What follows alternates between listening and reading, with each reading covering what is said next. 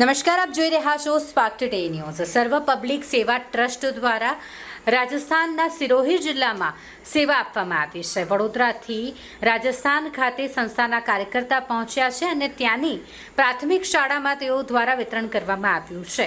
કાર્યકર્તામાં કાલુભાઈ અને જગદીશભાઈ તેઓ પહોંચ્યા છે. ત્યાં શાળામાં બાળકો માટે નોટબુક અને પેન પેન્સિલનું વિતરણ કરવામાં આવ્યું છે. સંસ્થા તરફથી 2 સ્કૂલમાં વિતરણ કરવામાં આવ્યું. બંને સ્કૂલના વિદ્યાર્થીઓ 130 જેઓની સંખ્યા છે, જે તમામ વિદ્યાર્થીઓને નોટબુક પેન્સિલનું વિતરણ કરવામાં આવ્યું.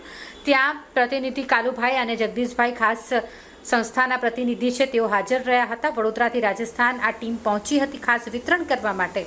તેઓ દ્વારા આવી જ રીતે લોકોને સહાય પહોંચાડવાની વ્યવસ્થા કરવામાં આવતી હોય છે.